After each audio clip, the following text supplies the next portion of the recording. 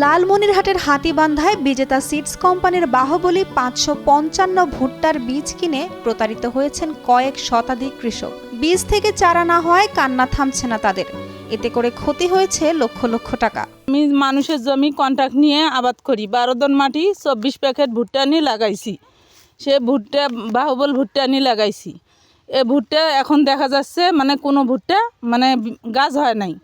এখন আমি ছোট ছোট বাচ্চা নিয়ে মানে ওর বাবা নাই, আমি অনেক কষ্ট করি মানুষের জায়গা জমি কন্ট্রাক্ট নিয়ে আবাদ করি।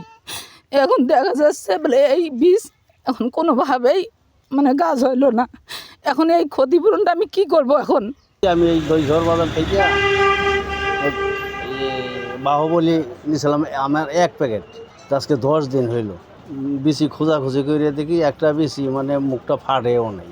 বাহুবলী 555 ভুট্টার বীজ কিনে এনে রোপণ করা হলেও এখনো পর্যন্ত একটি চারাও জন্ম নেয়নি। দোকানদারকে বিষয়টি জানানো হলে তিনি বলেন কোম্পানির লোকের সাথে তিনি এ বিষয়ে কথা বলবেন। এই বীজের একটাও গাছই নেই, আমাদের কাছে অন্ধবিশ্বাসের মাল নেয়। নেওয়ার পরে আমরা কৃষক এখন দিচ্ছি, ডোনেশন দিচ্ছি। 1 কেজি যারা নিয়েছে তাদের 1 কেজি 2 কেজি, যারা 10 কেজি নিয়েছে সবাইকে আমরা ডোনেশন দিয়ে কৃষক আপাতত থামাইতেছি। আলামিন ভাইয়ের সাথে কোনো যোগাযোগ আমরা পাচ্ছি না, ফোন দিলেও বন্ধ।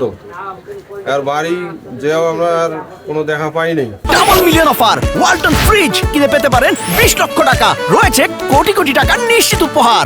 এ বিষয়ে বিজেতা সিডস কোম্পানি বাহুবলী 505 ভুট্টা বীজের ডিলার আলামিন জানান তিনি এখন ঢাকায় অবস্থান করছেন, তবে যাদের বীজের সমস্যা হয়েছে তাদেরকে নতুন করে আবার ফেরত দেওয়া হচ্ছে। সেই জন্য আমরা সাপোর্টিং বীজ থেকে দেওয়া শুরু করছি, আজকে থেকে দিচ্ছি।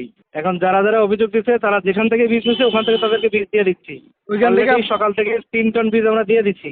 হাতীবান্ধা উপজেলা কৃষি কর্মকর্তা মিজানুর রহমান জানান বিষয়টি তিনি শুনেছেন, খোঁজ খবর নেওয়ার পর প্রতারণার সত্যতা পাওয়া গেলে ব্যবস্থা নেওয়া হবে। এই বিষয়টা খুবই গুরুত্ব সহকারে দেখতেছি এবং বীজ কালেকশন করে আমরা ঊর্ধ্বতন অফিসে প্রেরণ করেছি এবং সেখান থেকে আমাদের যখন সেখান থেকে যে রিপোর্টটা আসবে সেই রিপোর্টের উপর ভিত্তি করে আমাদের যদি রিপোর্ট আমাদের খারাপ আসে তাহলে আমরা ভবিষ্যতে অথবা যে কোম্পানির যে বীজের যে সমস্যাটা সেটার বিরুদ্ধে অথবা আমাদের পক্ষে যতটুকু আইনগত যে বিষয়টা আছে আমরা ভবিষ্যতে হয়তোবা যদি রেজাল্ট খারাপ আসে আইন অনুযায়ী আমরা তার বিরুদ্ধে প্রয়োজনীয় ব্যবস্থা গ্রহণ করব। এদিকে জিজ্ঞাসাবাদের জন্য ডিলারের অফিসে গেলে সেটি তালাবদ্ধ অবস্থায় পাওয়া যায়, তবে এ ঘটনায় এখনো পর্যন্ত কোনো পদক্ষেপ গ্রহণ করেননি কর্তৃপক্ষ। হাসান মাহমুদের তথ্যচিত্রে ডেস্ক রিপোর্ট। উর্মি আক্তার সোমা, কালের কণ্ঠ।